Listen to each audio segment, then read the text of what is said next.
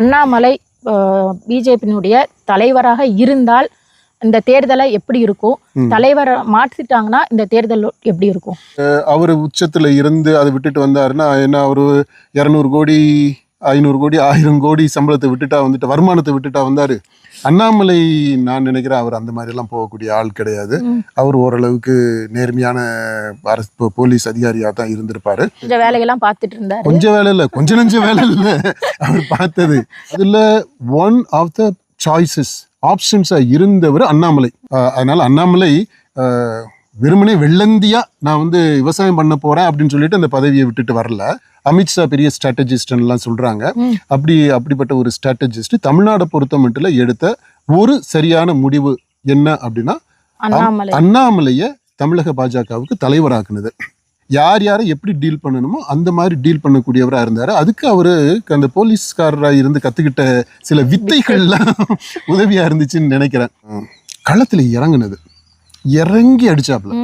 இந்த சோசியல் மீடியாவையுமே அவர் ரொம்ப நல்லா பயன்படுத்திக்கிட்டாரு, ரொம்ப ஷூடாகவும் பயன்படுத்திக்கிட்டாரு. அப்புறம் அவருடைய நிறம், அவருடைய குணம், நிறம் குணம் மனம் இது ஒரு கசப்பான விஷயமாக இருந்தாலும் பாஜகவில் இருக்கக்கூடிய மற்ற தலைவர்கள் மாதிரி அண்ணாமலை இல்லை.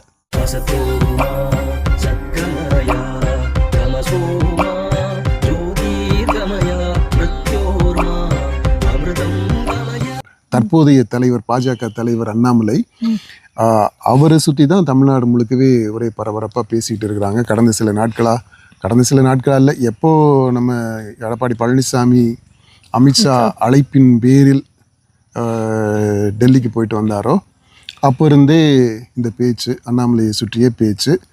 இப்போது கடந்த சில நாட்களில் ரொம்ப பரபரப்பாக பேசிகிட்டு இருக்கிறாங்க. அவர் வந்து கட்சி தலைவராக தொடர்வாரா மாட்டாரா அப்படின்ற அமைச்சர் பதவியெல்லாம் கொடுக்குறாங்களா அப்படிலாம் செய்தியெல்லாம் வந்துட்டு இருக்கு. யாருக்கு? அண்ணாமலைக்கு தான். எது, அதாவது தலைவர் பதவியிலிருந்து தூக்க போறாங்க, கவர்னர் பதவியெல்லாம் கொடுக்க போறதா கூட சொல்லிட்டு இருந்தாங்க. தமிழிசைக்கெல்லாம் கொடுத்தாங்க, தமிழிசை கொடுத்துருக்காங்க. அதுக்கு முன்னாடி இப்போ சிபிஆருக்கு கவர்னர் பதவி கொடுத்துருக்காங்க. அதனால இந்த கவர்னர் பதவின்றது ஒரு கௌரவமா அவங்கள அந்த பதவியில இப்ப இருக்கக்கூடிய பதவியிலிருந்து வெளியேற்றுவதற்கு ஒரு பதவி கொடுக்குறோம், இன்னொரு பதவி கொடுக்கறது கௌரவமான வெளியேற்றம். ஒருவேளை இவர் கவர்னர் ஆனா இளம் கவர்னரா கூட இருப்பார்ல, இளம் வயதிலேயே கவர்னர். அவர் கவர்னர் ஆகிறத விடுங்க, இப்போ கட்சி தலைவர்கள் அரசியல் தலைவர்களை எடுத்துக்கிட்டாலே இப்போ இருக்கக்கூடிய அரசியல் தலைவர்கள்ல தமிழ்நாட்டுல யார் யாரை சொல்லுவீங்க? அப்பா ஸ்டாலின்,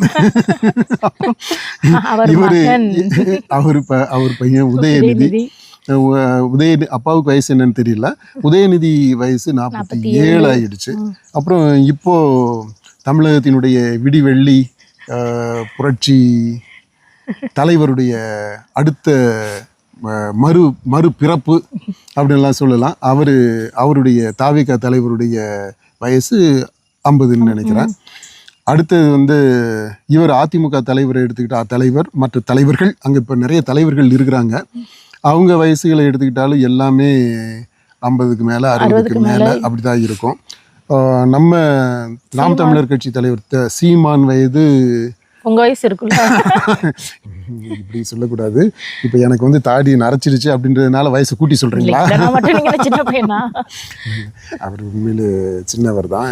இப்போதானே கல்யாணம் பண்ணி ஸ்கூலுக்கு போற வயசுல பையன் இருக்கிறான். அதனால அவரு ஆனா அண்ணாமலையை விட அவர் மூத்தவர். அப்புறம் யார் இருக்கா? திருமாவளவன் கண்டிப்பா அண்ணாமலையை விட 20 வருஷத்துக்காவது மூத்தவராக இருப்பாரு. வேற யாரை நம்ம விட்டுருக்குறோம்? இப்படி எந்த தலைவரை எடுத்துக்கிட்டாலும் இன்னைக்கு தமிழ்நாட்டை பொறுத்த மட்டும் இல்லை, எல்லாரையும் விட குறைந்த வயது தலைவராக இருக்க, அரசியல் களத்துல இளம் வயது தலைவராக இருக்கக்கூடியவர் அண்ணாமலை. இந்த அண்ணாமலையினுடைய அவருடைய ஜேர்னி என்ன அப்படின்றத பற்றி பார்த்துட்டா கூட நல்லா இருக்கும். அதை பத்தி இந்த வீடியோல வந்து ஃபுல்லாவே அவர் அரசியல் பயணம், அவருக்கான பின்புலம் என்ன அப்படிங்கிறத பத்தி விரிவா வந்து பார்த்துடலாம். இந்த அண்ணாமலை முதல்ல வந்து உச்ச பதவியில இருந்து நான் வந்து பதவியை விட்டுட்டு இங்க அரசியலுக்கு வந்தவன். இந்த உச்சம் உடனே இப்ப அது ஒரு ஃபேஷனா என்னன்னு தெரியல. மக்கள்ல வந்து ரொம்ப இழிவுபடுத்துற மாதிரி எல்லாம் அப்படி பயன்படுத்தாதீங்க அந்த வார்த்தையை நீங்க. ஆமா ஆமா ஆமா. அதுல நான் எனக்கு சொன்னா இழிவுங்கிறீங்க. இல்ல அதுதான் சொல்றேன். நான் யாரு சொன்னாலுமே இப்போ தாவேகா தலைவர் விஜய், ஆமா. நடிகர் விஜய், அவர் உச்சத்துல இருந்து இறங்கி வந்து அப்படியே எல்லாத்தையும் விட்டுட்டு மக்களுக்காக எல்லாத்தையும் துறந்துட்டு வந்துட்டாரு அப்படின்லாம் சொல்றாங்க. அது அந்த அந்த மாதிரி வார்த்தை பயன்பாடு இருக்கு பாத்தீங்கன்னா, அந்த வெரி கான்செப்ட். அவரு மேல இருந்து அப்படி கீழே இறங்கி மக்கள்கிட்ட வர்றாங்களாம். இந்த கிறிஸ்டியன் கான்செப்ட் வந்து இந்த இன்கார்னேஷன் அப்படின்ட்டு ஒண்ணு இருக்கு. மனு உரு எடுத்து வர்றது மேல இருந்து அவரு அப்படியே மனு உரு எடுத்து மக்களோட கலந்துக்கிறது வர்றது மாதிரி பெரிய உயர்ந்த அந்தஸ்துல இருந்து அதை விட்டுட்டு இங்க வர்றாங்க அப்படின்ற அந்த கான்செப்ட் இன்கார்னேஷன் அப்படின்றது. அது அது அது வந்து இந்த அரசியல்ல பார்க்கும்போது ரொம்ப ரொம்ப அருவருப்பு மூட்டக்கூடியதாக இருக்குது. தயவு செய்து அது மாதிரி சொல்லாதீங்க. அண்ணாமலையே ஓகே ஒரு நல்ல பதவியில இருந்தாரு. அவரு உச்சத்துல இருந்து அதை விட்டுட்டு வந்தாருன்னா என்ன, அவரு 200 கோடி 500 கோடி 1000 கோடி சம்பளத்தை விட்டுட்டா வந்துட்டு, வருமானத்தை விட்டுட்டா வந்தாரு. ஐஏஎஸ் பதவியில இருந்து ஐஏஎஸ் பதவியில, ஆமா ஐஏஎஸ் பதவி, இப்போ வந்து ஐபிஎஸ் பதவிகள். ஐஏஎஸ் பதவியில் அவர் ஐபிஎஸ் போலீஸ்காரரு. நீங்க எல்லாத்தையும் போட்டு உழப்பிக்கிட்டு இருக்காதீங்க. ஐபிஎஸ் அவரு, இந்த ஐஏஎஸ், அப்புறம் இந்த ஜட்ஜு கிட்ஜு அப்படின்லாம் சொல்றவங்க நீங்க பாருங்க.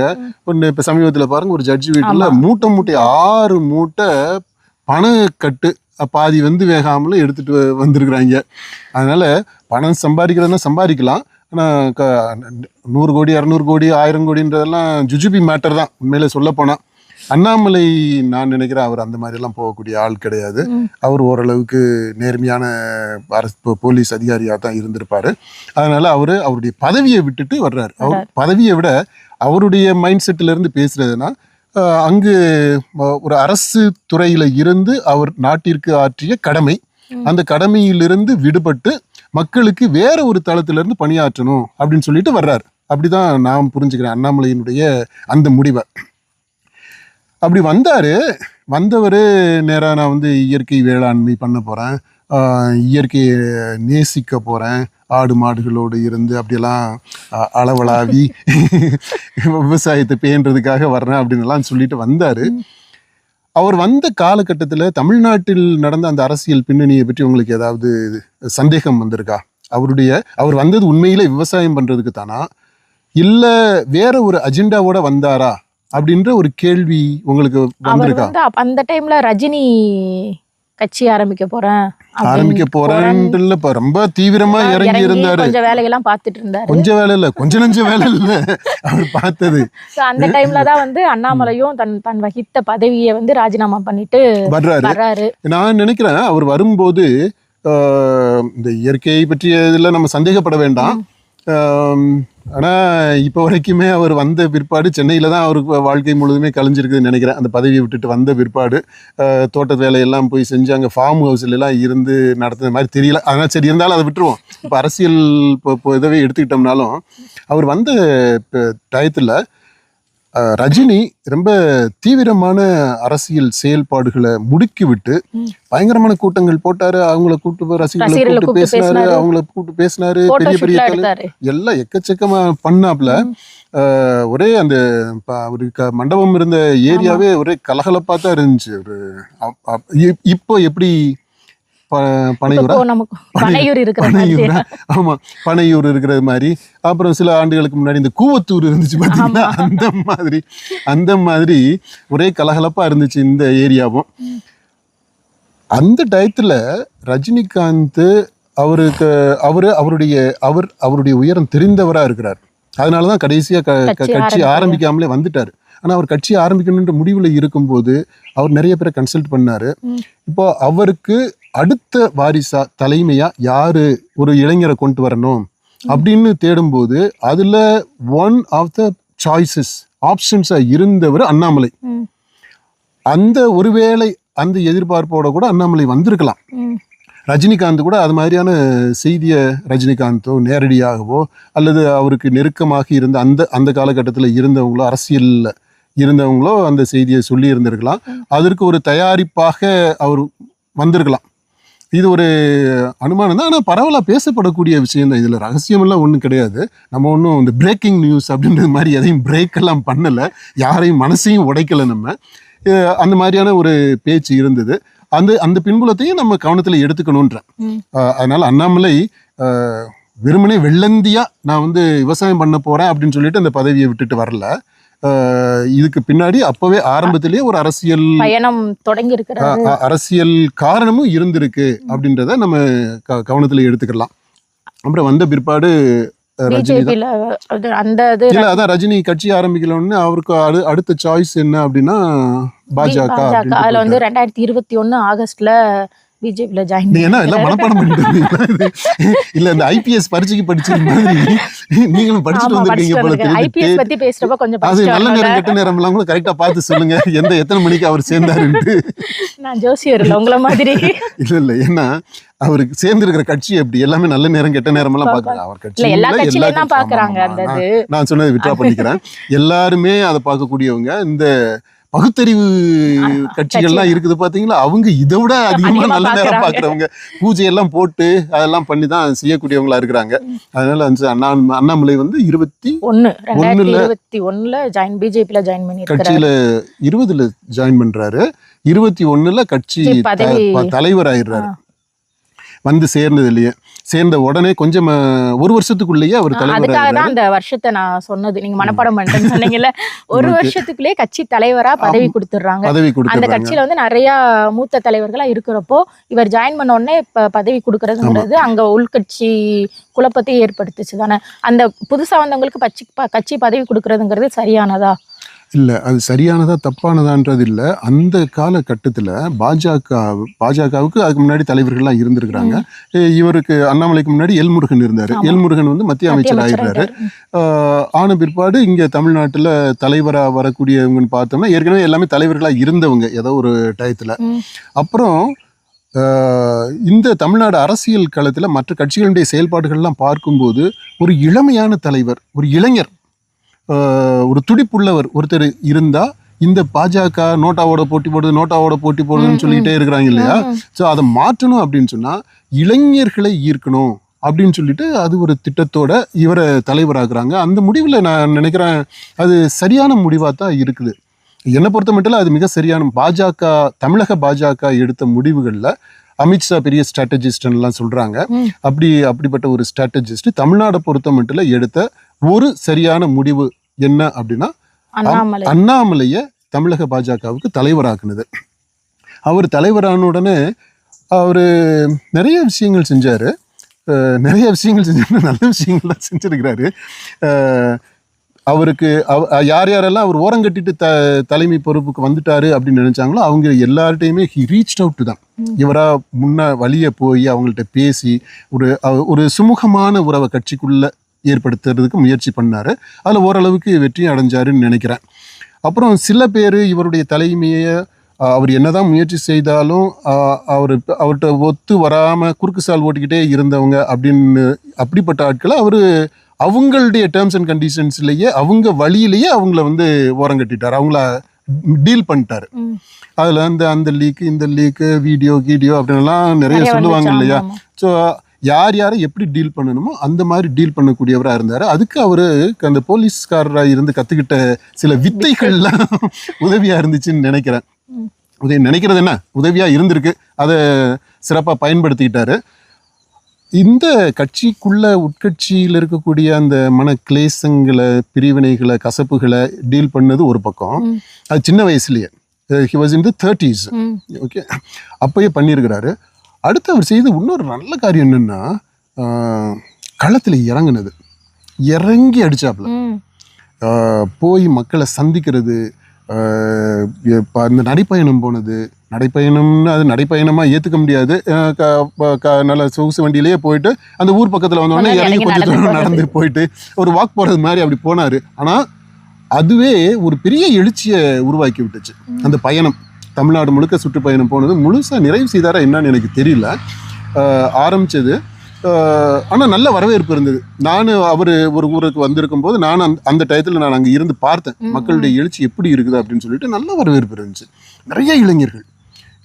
அதனால அந்த இளைஞர்களை கவரக்கூடிய ஒரு சக்தியாக அவர் கண்டிப்பாக அண்ணாமலை இருந்திருக்கிறாரு. அதுவுமே இந்த பாஜகவுக்கு ஒரு புத்தெழுச்சியை, மறுமலர்ச்சி ஊட்டக்கூடியதாக இருந்துச்சு. மூன்றாவது அவர் செய்த வேலை என்னன்னா, இந்த ஊடகத்தை ரொம்ப ரொம்ப அருமையாக பயன்படுத்திக்கிட்டாப்ல. எப்படின்னா அவரை பற்றி பேசாத நாளே இருக்காது. மீடியாவில் அவர் வராத நாளே இருக்காது. ஏதாவது ஒரு விஷயம் அவர் வந்து ஒன்று அவர் பேசுவார், அல்லது ஒரு நிகழ்ச்சி நடக்கும், அதுக்கு கவரேஜுக்கு அவங்க போகிறது மாதிரி இருக்கும். இந்த ப்ரெஸ் மீட்டுன்றதை சலைக்காமல் கொடுத்தவர் அண்ணாமலை. நம்ம சீமான் மாதிரி அடுத்தவர் சீமானுமே இந்த ப்ரெஸ் மீட்டு கொடுக்குறதுக்கெல்லாம் சலிக்கிறதே கிடையாது. அவ்வளவு ரசித்து ப்ரெஸ் மீட்டு கொடுப்பாங்க. அதே மாதிரி தான் அண்ணாமலையும் அப்படி ப்ரெஸ்ஸை, மீடியாவை ரொம்ப நல்லா பயன்படுத்திக்கிட்டாப்புல.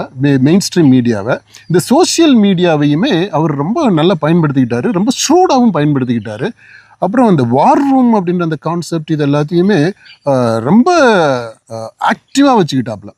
அதனால் சோஷியல் மீடியாவில் அவருடைய ப்ரெசன்ஸு, அந்த பிஜேபியினுடைய ப்ரெசன்ஸு ரொம்ப ரொம்ப அதாவது அப்படியே ஹாட்டாக இருக்கிறது மாதிரி, சுட சுட இருக்கிறது மாதிரி பார்த்துக்கிட்டாப்புல. அடுத்து என்னென்னா, அந்த பொசிஷனிங் இஸ் இமேஜ், அதை ரொம்ப அருமையாக பண்ணியிருக்கிறாப்புல. இந்த மற்ற 3 விஷயங்கள் சொன்னேன் இல்லையா, இதன் மூலமாக இல்லை இதையும் தாண்டி அவர் கவனம் செலுத்தின ஒன்று என்னன்னா, இந்த அண்ணாமலை யாரு அப்படின்றது. அண்ணாமலையை வந்து சாதாரணமாகலாம் நீங்கள் டீல் பண்ணிட முடியாது. அவர் ஸ்டாலின் முதலமைச்சர், எதிர்கட்சி தலைவர், இப்போ இவங்களுக்கு இணையான ஒரு இடத்துல அவரை பொசிஷன் பண்ணிக்கிட்டாரு. அதுக்கேற்ற மாதிரி அந்த தோரணையோடு தான் அவருடைய பேச்சுகள், செயல்பாடுகள் இது எல்லாமே இருக்கும். அப்படி ஓரளவுக்கு அதையுமே சக்ஸஸ்ஃபுல்லாக அந்த இதுக்கு கொண்டு வந்து நிறுத்தி இருக்கிறார். ஆகக்கூடிய இப்படி பார்த்தோம்னா, அண்ணாமலையினுடைய தமிழக பாஜக தலைவராக அவருடைய பங்களிப்புன்றது வெரி சிக்னிஃபிகண்ட், குறிப்பிடத்தக்க அளவில் இருந்திருக்கு. இப்போ பிஜேபி வந்து அண்ணாமலையை தலைவராக போட்டனால அந்த கட்சி வளர்ந்துருக்குது அப்படிங்கிறத எடுத்துக்கலாமா? கட்சி வளர்ந்துருக்குது.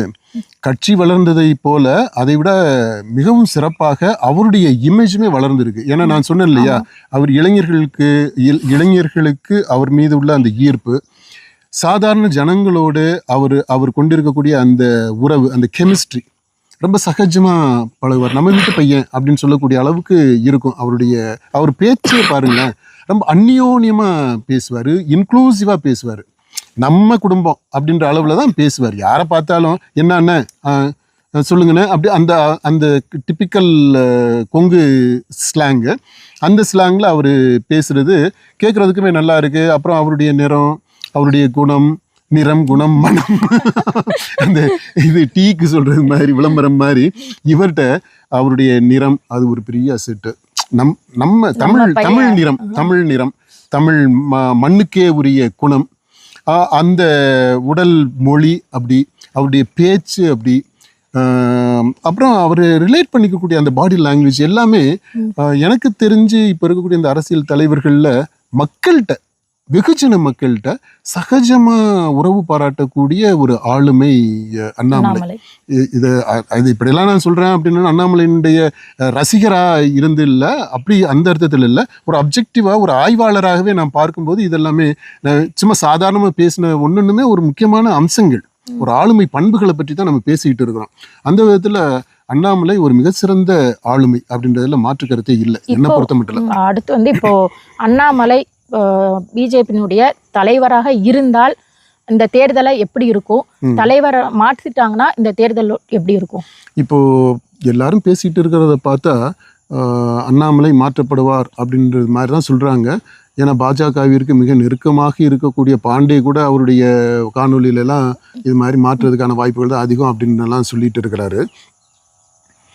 ஒருவேளை இவர் அண்ணாமலை மாற்றப்பட்டால் என்ன ஆகும் அப்படின்னா, அண்ணாமலையால் ஈர்க்கப்பட்ட அந்த இளைஞர்கள் வசீகரிக்கப்பட்ட அந்த இளைஞர்கள் அண்ணாமலையை வந்து நம்ம பையன் அப்படின்னு நினைக்கக்கூடிய மற்ற வயதினர், அவங்களுக்கு எல்லாருக்குமே என்ன ஆகும்னா ஒரு சோர்வு வந்துடும்.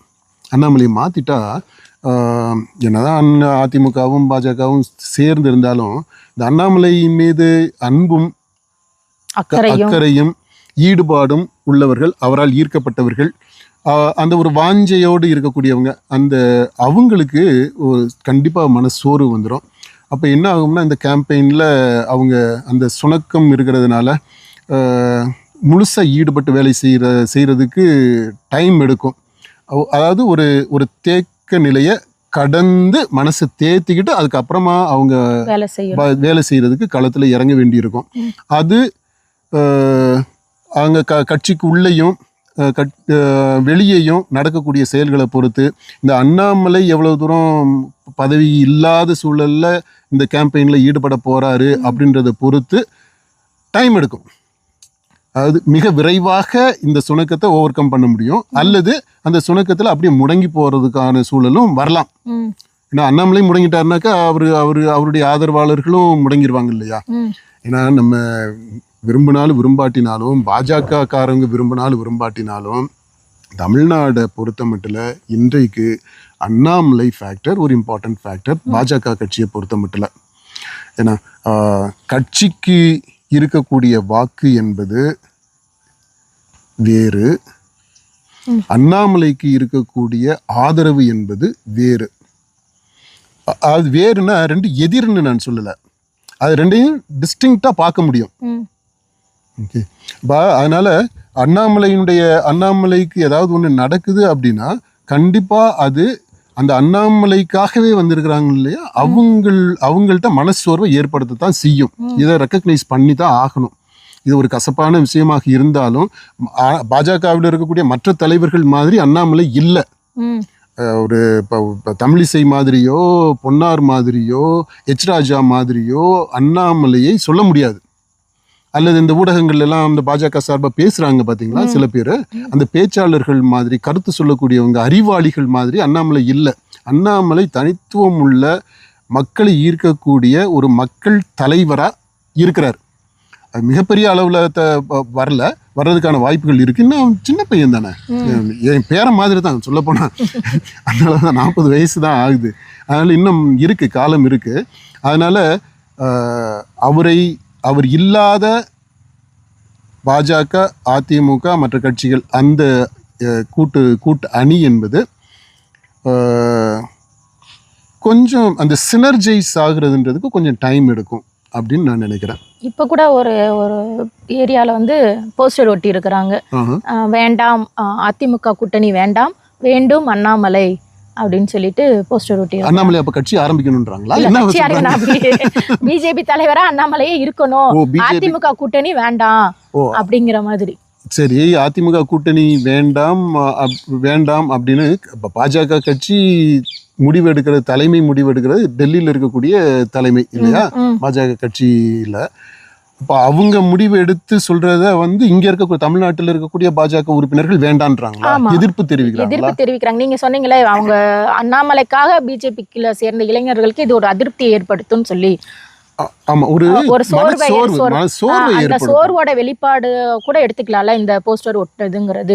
அவங்களோட நேரடியா தெரிவிக்க முடியாம மறைமுகமா இந்த போஸ்டர்கள் மூலமா கூட தெரிவிக்கலாம்ல. இல்ல, இந்த போஸ்டர் ஒட்டுறதுன்றது அதையும் நம்ம கவனமா பார்க்கணும். இது ஒட்டுனது உண்மையிலே பிஜேபி காரருங்க தானா, இல்ல நம்ம இந்த புசி ஆனந்த் அடுத்த முதல்வர் ஆகிறாருன்னு சொல்லிட்டு ஒட்டி ஒரு பரபரப்பை கிளப்பி விட்டாங்க பாத்தீங்களா, அந்த மாதிரி. அது வந்து திமுக காரவங்களே அப்படி பண்ணிட்டாங்க, ஐடிவில இருந்து அப்படி பண்ணிட்டாங்க அப்படின்னு அவங்க சொல்றாங்க இல்லையா. அந்த மாதிரி இது வந்து உண்மையில பிஜேபி காரவங்க தான் அண்ணாமலை மேல அன்பு உள்ளவங்க பண்ணாங்களா, அன்பு மிகுதியினால அப்படி பண்ணாங்களா, இல்ல இது மாதிரி இப்ப வேணும்னு இந்த இது கூட்டணி சேர விடக்கூடாது, ஒரு குழப்பத்தை ஏற்படுத்தி விடணும் அப்படின்றதுக்காக அதுலயுமே புசி ஆனந்த் முதல்வர்னு போட்டதுலயுமே கூட ஒரு பேரை தான் போட்டிருந்தாங்க. பேர் போடுறது என்ன பெரிய விஷயமா? வேணும்னே போஸ்டர் அடிச்சுட்டு எதிர்கட்சி மேல பழிய போட்டுக்கலாமா? இல்ல, அந்த மாதிரி கலாச்சாரம் தான் இப்ப இருக்கு அரசியல்ல.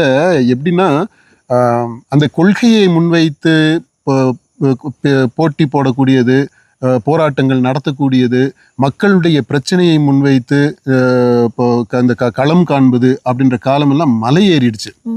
இப்ப எல்லாமே வந்து என்னை எதுக்குறியா அப்படின்னா உன்னை போட்டு பார்த்துறது தான். பிசிக்கலா உச்சகட்டத்துல போயிருது. இப்ப இந்த ஆம்ஸ்ட்ராங்க்கு நடந்துச்சு பாத்தீங்களா, அது அந்த மாதிரி அது கடைசி கட்டம்.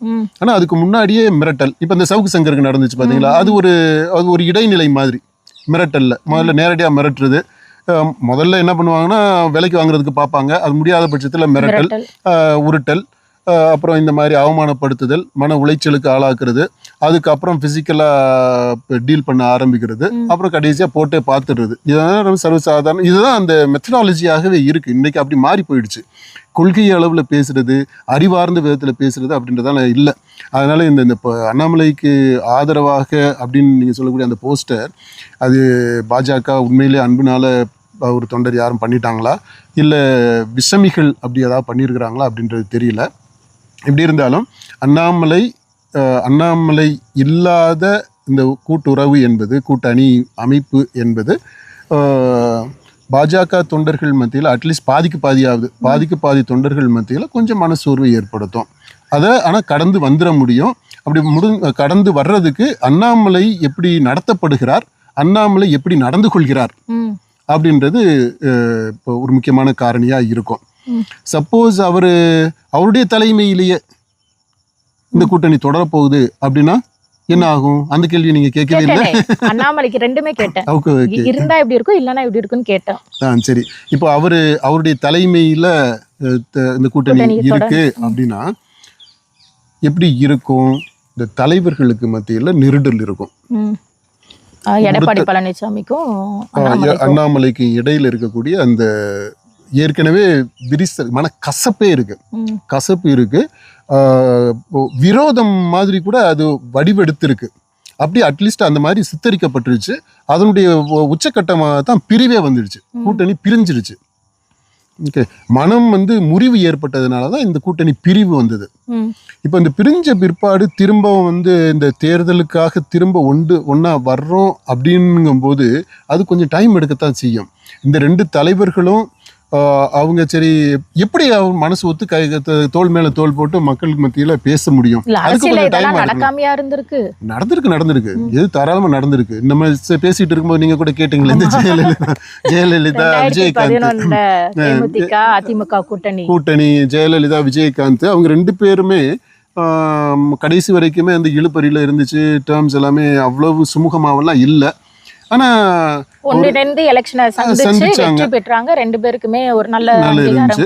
ஆமா, அதுல இன்னொன்னு என்னன்னா, அந்த விஜயகாந்த் என்னதான் அந்த கூட்டணி உடன்பாடு, அது தேர்தல் உடன்பாடு எட்டுறதுல பிரச்சனைகள் இருந்தாலும் அவரு அந்த அதிமுக கட்சி தலைவர்களை விமர்சிக்கவெல்லாம் இல்ல. எம்ஜிஆரா அவரு எந்த ஒரு கட்டத்துல விமர்சிப்பார் இல்ல. ஆனா அண்ணாமலை அதெல்லாம் செஞ்சுட்டாப்ல. என்ன பண்ணிட்டாரு, இந்த தம்பி எம்ஜிஆரை விமர்சனம் பண்றாரு, ஜெயலலிதாவை அக்யூஸ்டு அவர் சொன்னது அண்ணாமலை சொன்ன அந்த விமர்சனம் எதுவுமே தப்பு கிடையாது, வரலாற்று ரீதியாக முழுக்க உண்மை. ஒரு ஆய்வாளரை நான் பார்க்கும்போது அவர் சொன்னதை 100% நான் என்டார்ஸ் தான் பண்ணுவேன்.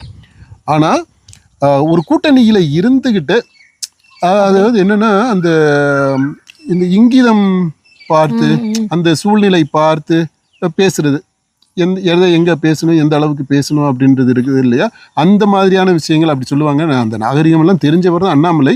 ஆனால் என்ன காரணத்துக்காக அந்த மாதிரியெல்லாம் விமர்சனங்களை கொண்டு வந்தார் அப்படின்ட்டு தெரியல. தேவையில்லை. அந்த சூழ்நிலையில் அவர் சொன்னார் பார்த்தீங்களா, அந்த விமர்சனம் அந்த சூழ்நிலையில் சொல்லியிருக்க தேவையில்லை.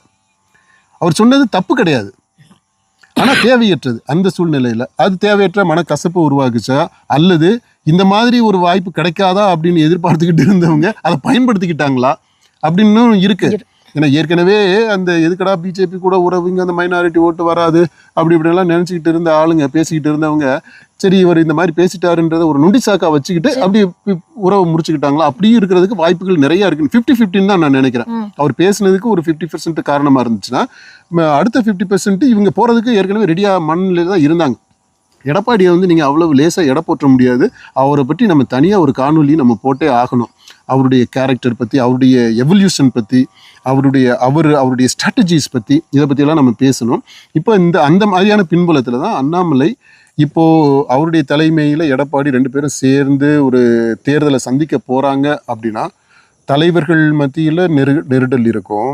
அந்த நெருடல் எந்த அளவிற்கு இவங்க பப்ளிக்கில் அதை காட்டிக்க போகிறாங்க அப்படின்றத பொறுத்து கீழே தொண்டர்கள் மத்தியிலையும் அது கூடும் அல்லது குறையும்.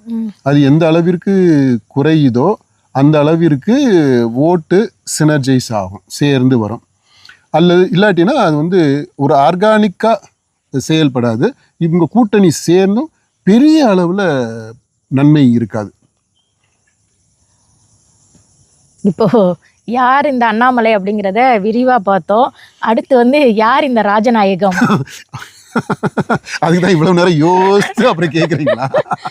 ஹலோ வியூவர்ஸ், நம்மளோட TN 2026 சேனலுக்கு சப்ஸ்கிரைப் பண்ணிடுங்க. அப்படியே பெல் பட்டன் ஆனில் போட்டுக்கோங்க. உங்களுக்கு இந்த வீடியோ பற்றி ஏதாவது கருத்து இருந்தால் காமெண்ட் பண்ணிக்கோங்க. இந்த வீடியோ பிடிச்சிருந்தா உங்களுக்கு லைக் பண்ணிக்கோங்க, ஷேர் பண்ணிக்கோங்க.